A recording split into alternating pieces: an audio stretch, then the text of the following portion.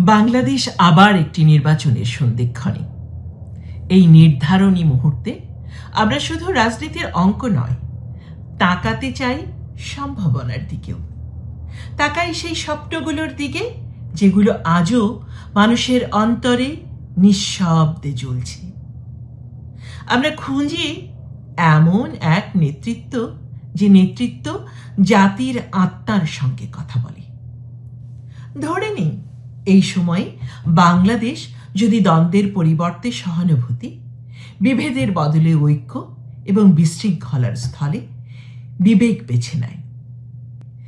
এই ভাবনার প্রতিফলনে আমরা কল্পনা করি একটি সাহসী যুগান্তকারী পদক্ষেপ, যেখানে ডক্টর মোহাম্মদ ইউনূস একটি বিএনপি নেতৃত্বাধীন সরকারের অধীনে বাংলাদেশের রাষ্ট্রপতি হিসেবে দায়িত্ব গ্রহণ করেন।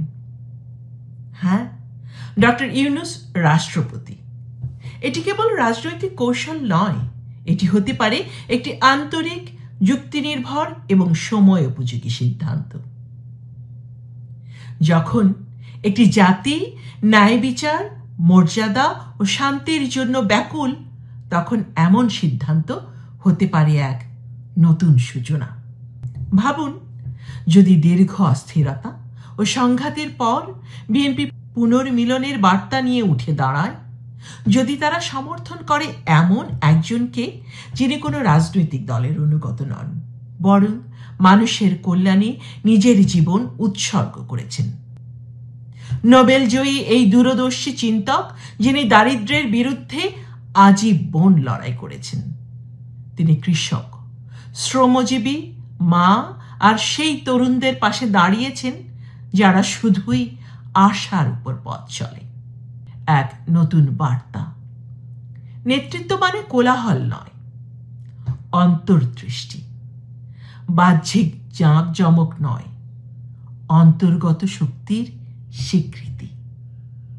ডক্টর ইউনূসের গল্প কেবল তাঁর নিজের নয়, এটি লাখো মানুষের গল্প যারা আজও পরিবর্তনের স্বপ্ন দেখে। তিনি প্রতিষ্ঠান গড়েছেন শূন্য থেকে, যেখানে ব্যর্থতার মধ্যেও খুঁজেছেন সম্ভাবনার আলো। তিনি নিখুঁত নন। আমাদের প্রয়োজন একজন নৈতিক নেতা, যেমন ডক্টর ইউনূস। যদি বিএনপি যথেষ্ট সাহসী ও পরিণত হয় তাকে মনোনীত করতে, একটি নিরপেক্ষ দেশপ্রেমিক সিদ্ধান্ত, যা দল নয়, জাতির মঙ্গলকে অগ্রাধিকার দেবে। তার অভিষেক ভাষণে তিনি হয়তো বলবেন, আমার প্রেসিডেন্সি কোনো দলের বিজয় নয়, এটি বাংলাদেশের বিজয়। আমাদের গণতন্ত্র, আমাদের মর্যাদা, আমাদের সম্মিলিত ভবিষ্যতের বিজয়। রাষ্ট্রপতির পদ আর কেবল প্রতীকী থাকবে না। ডক্টর ইউনূস হবেন জাতির বিবেকের আলোকবর্তিকা।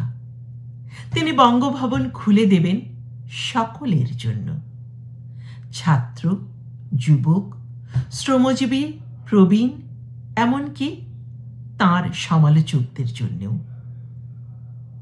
তিনি শুনবেন শুধু কানে নয়, শুনবেন হৃদয় দিয়ে। আনবেন আস্থার পরিবেশ, উন্মুক্ত বিতর্কের সাহসিকতা এবং শুদ্ধ প্রশাসনিক সংস্কৃতি। ধীরে ধীরে আসবে পরিবর্তন, শুধু নীতিতে নয়, জাতীয় চেতনাতেও। বিশ্ব তাকিয়ে দেখবে, সন্দেহের জায়গায় আসবে সম্মান, দেশে আসবে বিনিয়োগ, বাড়বে দক্ষ জনশক্তি। প্রবাসী আয়ের আলো ছড়িয়ে পড়বে প্রান্ত থেকে প্রান্তে। বাংলাদেশ হয়ে উঠবে এক মানবিক নেতৃত্বের মডেল, যেখানে গুরুত্ব পাবে জলবায়ু পরিবর্তন, মুক্ত বাণিজ্য, অভিবাসীদের অধিকার ও নৈতিক অর্থনীতি। ভেতরে ভেতরে জেগে উঠবে প্রতিষ্ঠান, স্বাধীন হবে নির্বাচন কমিশন, সাহসী হবে বিচার বিভাগ, আর মানুষ আবারও বিশ্বাস করতে শিখবে বিভাজন কমবে, সংলাপ বাড়বে, আসবে সেই প্রতীক্ষিত দিন। কঠিন সময়ে তিনি ফিরিয়ে দেবেন মর্যাদা, ভয়ের সময়ে জাগিয়ে তুলবেন ভরসা। যদি এই স্বপ্ন বাস্তব হয়, এটি কেবল রাজনৈতিক পরিবর্তন নয়, এটি হবে এক জাতীয় জাগরণ, একটি ঐতিহাসিক মুহূর্ত, প্রতিহিংসার বদলে সহমর্মিতা। এই যাত্রা কেবল রাজনৈতিক নয়, এটি হবে বাংলাদেশের আত্মার পুনর্জাগরণ।